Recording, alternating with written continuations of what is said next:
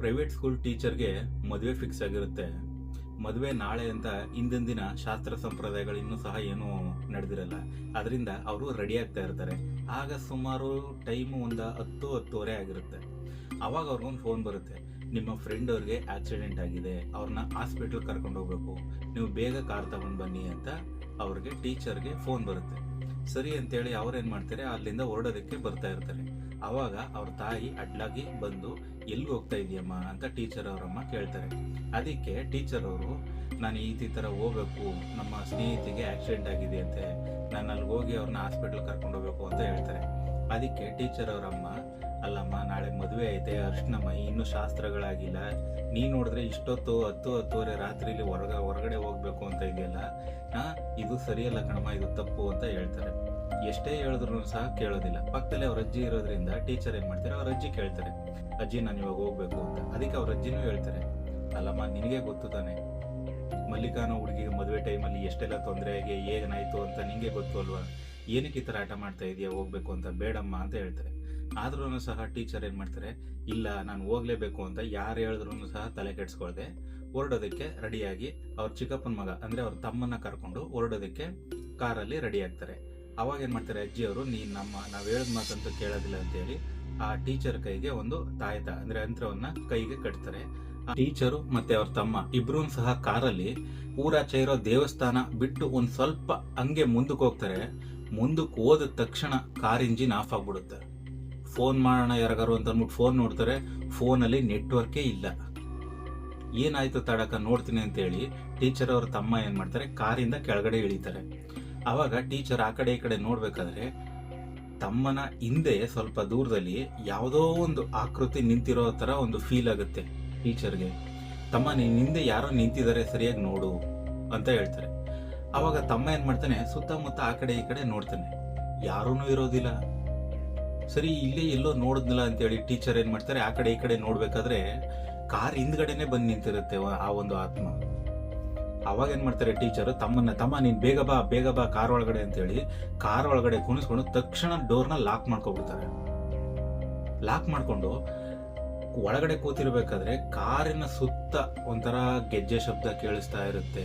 ಜಲ್ ಜಲ್ ಅನ್ಕೊಂಡು ಗೆಜ್ಜೆ ಶಬ್ದ ಕೇಳಿಸ್ತಾ ಇರುತ್ತೆ. ಮತ್ತೆ ಕಾರಿನ ಹೊರಗಡೆ ಸುತ್ತ ಇರುತ್ತಲ್ಲ, ಅಲ್ಲಿ ಯಾರೋ ಒಂಥರ ಉಸಿರಾಡ್ತಾ ಇದಾರೆ ಅನ್ನೋ ಒಂದು ಫೀಲ್ ಬರ್ತಾ ಇರುತ್ತೆ ಟೀಚರ್ಗೆ. ಯಾರೋ ಇದಾರೆ ಈಚೆ ಅನ್ನೋ ತರ ಒಂದು ಫೀಲ್ ಬರ್ತಾ ಇರುತ್ತೆ. ಟೀಚರ್ಗಂತೂ ತುಂಬಾ ಅಂದ್ರೆ ತುಂಬಾನೇ ಭಯ ಆಗ್ಬಿಟ್ಟಿರುತ್ತೆ. ಅಜ್ಜಿ ಕೈಗೊಂದು ತಾಯ್ತ ಕಟ್ಟಿರ್ತಾರಲ್ಲ, ಅದನ್ನ ಭದ್ರಾಗಿ ಹಿಡ್ಕೊಂಡು ಅಪ್ಪ ದೇವ್ರೇ ಕಾಪಾಡಪ್ಪ ಅಂತ ಅನ್ಕೊಂಡು ಟೀಚರ್ ಅವರು ದೇವ್ರನ್ನ ಬೇಡ್ಕೊಳ್ತಾ ಇರ್ತಾರೆ. ಹಿಂಗಿರ್ಬೇಕಾದ್ರೆ ಒಂದು ಧ್ವನಿ ಕೇಳಿಸುತ್ತೆ ಅವ್ರಿಗೆ, ಟೀಚರ್ ಅವ್ರಿಗೆ, ನಿನಗೋಸ್ಕರನೇ ಕಾಯ್ತಾ ಇದ್ದೆ, ಬಂದ್ಯಾ ಬಾ ಅಂತ ಒಂದು ಧ್ವನಿ ಕೇಳಿಸುತ್ತೆ. ಟೀಚರು ಆ ಧ್ವನಿನ ಕೇಳಿಸ್ಕೊಂಡು ತಿರುಗಿ ನೋಡ್ತಾರೆ. ಅಲ್ಲಿ ಯಾರಿರ್ತಾರೆ ಗೊತ್ತಾ, ಆ ಜಾಗದಲ್ಲಿ ಅದೇ ಊರ್ನವರು ಮದುವೆ ಟೈಮಲ್ಲಿ ಸಾವನ್ನಪ್ಪಿರ್ತಾರಲ್ಲ, ಆ ಹುಡುಗಿಯರ ಲಿಸ್ಟ್ ಅಲ್ಲಿ ಈ ಒಂದು ಆತ್ಮನು ಸಹ ಒಂದು.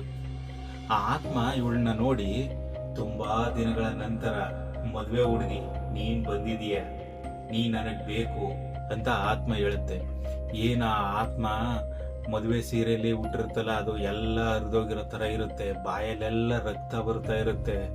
ಟೀಚರ್ಗೆ ನೋಡಿ ತುಂಬಾ ಅಂದ್ರೆ ತುಂಬಾ ಭಯ ಆಗ್ಬಿಡುತ್ತೆ.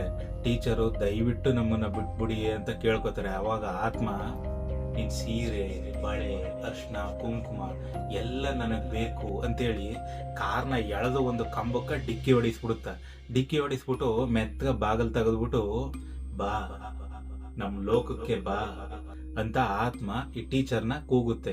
ಅವಾಗ ಅಕ್ಕ ತಮ್ಮ ಇಬ್ರು ಸಹ ಇನ್ನೊಂದು ಡೋರಿಂದ ಈಚೆ ಬಂದ್ಬಿಟ್ಟು ಓಡೋದಕ್ಕೆ ಪ್ರಯತ್ನ ಪಡ್ತಾರೆ.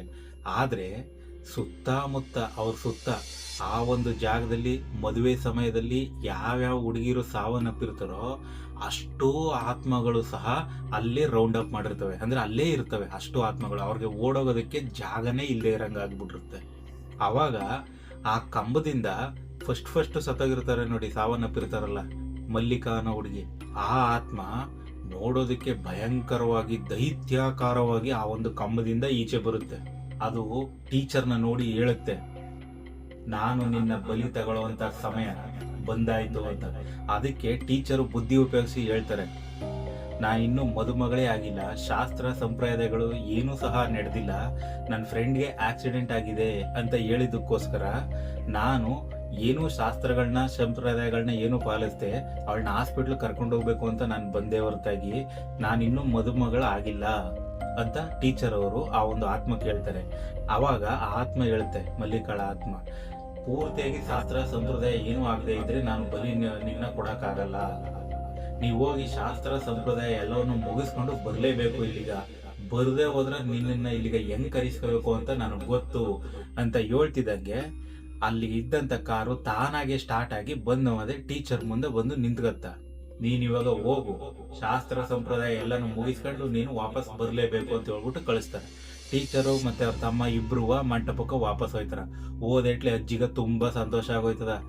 ನನ್ನ ಮೊಮ್ಮಗಳು ಏನೂ ತೊಂದರೆ ಇದ್ದ ಸದ್ಯ ಕ್ಷೇಮವಾಗಿ ಬಂದಲ್ಲಪ್ಪ ಅಂತ. ಟೀಚರು ಹೋದ ತಕ್ಷಣ, ಅಮ್ಮ ಅಜ್ಜಿ ನನಗೆ ಬೇಗ ಏನೇನು ಶಾಸ್ತ್ರಗಳೈತೆ ಮದುಮಗಳಾಗಿ ಬೇಗ ರೆಡಿ ಮಾಡಿ, ನಾನು ಇಲ್ಲಿಂದ ಹೋಗ್ಬೇಕು, ಇಲ್ಲ ಅಂತಂದ್ರೆ ತುಂಬಾನೇ ತೊಂದರೆಗಳು ಶುರುವಾಗುತ್ತೆ ಅಂತ ಹೇಳ್ತಾಳೆ. ಅದಕ್ಕೆ ತಮ್ಮ ಹೇಳ್ತಾನೆ, ಅಕ್ಕ ನಾವ್ ಹೆಂಗಿದ್ರು ಇಲ್ಲಿಗೆ ಬಂದಿದೀವಿ ಅಲ್ವಾ, ಮತ್ತೆ ಯಾಕೆ ಹೋಗ್ಬೇಕು, ಇಲ್ಲೇ ಇದ್ರೆ ಆಯ್ತಲ್ವಾ ಅಂತಂದ್ಬಿಟ್ಟು ಹೇಳ್ತಾನೆ. ಆ ಹುಡುಗ ಆ ಥರ ಹೇಳಿದ ತಕ್ಷಣ ಕ್ಲೋಸ್ ಆಗಿರುವಂಥ ಬಾಗಿಲು ತಾನೇ ಓಪನ್ ಆಗ್ಬಿಡುತ್ತೆ. ಅಲ್ಲಿಂದ ಯಾವುದೋ ಒಂದು ಬೆಳಕು ಈ ಕಡೆಗೆ ಬಂದಂಗಾಗುತ್ತೆ. ಅಜ್ಜಿಗೆ ಇವಾಗ ಎಲ್ಲ ಅರ್ಥ ಆಗುತ್ತೆ. ಅಜ್ಜಿ ಎಲ್ರಿಗೂ ಹೇಳ್ತಾರೆ, ನಿಮ್ಮೆಲ್ಲರಿಂದ ಒಂದು ವಿಷಯವನ್ನ ನಾನು ಮುಚ್ಚಿಟ್ಟಿದ್ದೀನಿ ಅಂತ. ಎಲ್ರಿಗೂ ಗಾಬರಿ ಆಗ್ಬಿಡುತ್ತೆ, ಏನಿರ್ಬೋದು ಅಂತ. ಟೀಚರ್ ಕೇಳ್ತಾರೆ, ಅಜ್ಜಿ ಏನು ಅದ ಅಂತ ಹೇಳು, ನನಗೆ ತುಂಬಾ ಭಯ ಆಗ್ತಾ ಇದೆ ಅಂತ. ಎದುರುಬೇಡ ಕಣಮ್ಮ, ಮಲ್ಲಿಕಾ ಬೇರೆ ಯಾರೂ ಅಲ್ಲ, ನನ್ನ ಮಗಳೇನೆ, ನಿನಗೆ ದೊಡ್ಡಮ್ಮ ಆಗ್ಬೇಕು. ಮಲ್ಲಿಕಾಗೆ ಮದುವೆ ಮಾಡುವಂತ ಸಮಯದಲ್ಲಿ ಹಿಂದಿನ ದಿನ ಹಾರ್ಟ್ ಅಟ್ಯಾಕ್ ಆಗಿ ಹಾಸ್ಪಿಟ್ಲಿಗೆ ಕರ್ಕೊಂಡು ಹೋಗ್ತಾ ಇದ್ವಿ. ಆ ಒಂದು ಹಾಸ್ಪಿಟ್ಲಿಗೆ ಕರ್ಕೊಂಡು ಹೋಗ್ಬೇಕಾದ್ರೆ ದೇವಸ್ಥಾನದಿಂದ ಮುಂದೆ ಒಂದು ಸ್ವಲ್ಪ ದೂರ ಹೋದ ತಕ್ಷಣ ಮಲ್ಲಿಕಾ ಪ್ರಾಣ ಹೊರಟೋಯ್ತು ಕಣಮ್ಮ. ಮಲ್ಲಿಕಾಳ ಆತ್ಮ ಅಲ್ಲೇ ಬಂದಿ ಆಗ್ಬಿಟ್ಟಿದೆ, ಮುಕ್ತಿ ಸಿಕ್ಕಿಲ್ಲ ಅಂತ ಹೇಳ್ತಾಳೆ. ಸರಿ ಆಯ್ತು, ಅಲ್ಲಿ ಏನಾಗುತ್ತೋ ನೋಡೋಣ ಅಂತ ಹೇಳಿ ಅಜ್ಜಿ ಮತ್ತೆ ಟೀಚರು ಎಲ್ಲರೂ ಸಹ ಅಲ್ಲಿಗೆ ಹೋಗ್ತಾರೆ. ಆವಾಗ ಸುಮಾರು ಒಂದು 11:15 11:45 ಆಗಿರುತ್ತೆ. ಅಂದ್ರೆ 12 ಗಂಟೆಗೆ ಇನ್ನೊಂದು 1/4 ಗಂಟೆ ಇರುತ್ತೆ. ಆಮೇಲೆ ಇನ್ನೊಂದೇನಂತಂದ್ರೆ 12 ಗಂಟೆ ಕಳೆದ್ರೆ ಅವಾಗ ಪೌರ್ಣಮಿ ಶುರು ಆಗ್ಬಿಡುತ್ತೆ. ಅವಾಗ ಏನಾಗುತ್ತೆ, ಆತ್ಮಗಳಿಗೆ ಶಕ್ತಿ ತುಂಬಾ ಕಮ್ಮಿ ಆಗ್ಬಿಡುತ್ತೆ. ಅವಾಗ ಆತ್ಮಗಳು ಏನನ್ನು ಮಾಡೋದಕ್ಕಾಗೋದಿಲ್ಲ, ಅಷ್ಟೊಂದು ವೀಕ್ ಆಗ್ಬಿಡ್ತಾರೆ. ಈಗಿರ್ಬೇಕಾದ್ರೆ ಅಲ್ಲಿಗೆ ಹೋಗಿ ಆ ಟೀಚರ್ ಏನ್ ಮಾಡ್ತಾರೆ, ಮಲ್ಲಿಕಾಳ ಮುಂದೆ ನಿಂತ್ಕೊಂಡಾಗ ಮಲ್ಲಿಕಾ ಹೇಳ್ತಾಳೆ, ಬಂದ್ಯಾ, ಶಾಸ್ತ್ರಗಳನ್ನೆಲ್ಲ ಮುಗಿಸ್ಕೊಂಡು ಬಂದ್ಯಾ, ಬಲಿಗಾಗಿ ಈಗ ರೆಡಿಯಾಗಿ ಬಂದ್ಯಾ ಅಂತ ಮಲ್ಲಿಕಾಳ ಆತ್ಮ ಟೀಚರ್ನ ನೋಡಿ ಹೇಳುತ್ತೆ. ಆಗ ತಕ್ಷಣಕ್ಕೆ ಅಜ್ಜಿ ಅಲ್ಲಿ ಬಂದು ಮಲ್ಲಿಕಾ ಅಂತ ಹೇಳ್ತಾನೆ. ಆಗ ಮಲ್ಲಿಕಾ ಏನ್ ಮಾಡ್ತಾಳೆ, ಅಮ್ಮ ನಾನು ಇಲ್ಲಿ ಸಾವನ್ನಪ್ಪಿರೋನಲ್ಲ, ಅವಾಗಿಂದ ನಾನು ಇಲ್ಲೇ ಬಂದಿ ಆಗ್ಬಿಟ್ಟಿದೀನಿ, ಮುಕ್ತಿ ಸಿಗ್ತಾ ಇಲ್ಲ ಅಮ್ಮ ಅಂತ ಹೇಳಿದಾಗ ಅಜ್ಜಿ ಹೇಳ್ತಾರೆ, ಎಲ್ಲರಿಗೂ ಮುಕ್ತಿ ಸಿಗೋ ತರ ನಾನ್ ಮಾಡ್ತೀನಿ. ನೀನು ಮದುವೆ ಹಿಂದಿನ ದಿನ ಯಾರ್ಯಾರನ್ನ ಇಲ್ಲಿ ಬಲಿ ತಗೊಂಡಿದೀಯೋ ಅಷ್ಟೋ ಜನ ಮದುಮಗಳನ್ನ ಆತ್ಮಗಳನ್ನೂ ಸಹ ಕರ್ಕೊಂಡ್ ಬಾ. ಅದೇ ತರ ನನ್ನ ಮೊಮ್ಮಗಳ ಸಹ ಇಲ್ಲೇ ಇದ್ದಾಳೆ, ಬದುಕಿರೋಳ ಆತ್ಮ. ಎಲ್ರೂ ಸೇರಿ ದೇವರನ್ನ ಪ್ರಾರ್ಥನೆ ಮಾಡಿ. ಇವತ್ತು ಪೌರ್ಣಮಿ ಆಗಿರೋದ್ರಿಂದ ನಿಮ್ಮೆಲ್ಲರಿಗೂ ಸಹ ಈ ಒಂದು ಬಂಧನದಿಂದ ಮುಕ್ತಿ ಸಿಗುತ್ತೆ ಅಂತ ಅಜ್ಜಿ ಹೇಳ್ತಾರೆ. ಅಜ್ಜಿ ಮಾತಾಡ್ತಾ 12 ಗಂಟೆ ಕಳೆದೋಗ್ಬಿಡುತ್ತೆ. ಈಗ ಮಲ್ಲಿಕಾಳ ಆ ಒಂದು ದೈತ್ಯಾಕಾರವಾದ ಭಯಂಕರವಾದ ಆತ್ಮ ಏನಿರುತ್ತೆ ಅದೆಲ್ಲ ಬದಲಾಗಿ ಮಾಮೂಲಿ ಆತ್ಮವಾಗಿ ಬದಲಾಗುತ್ತೆ.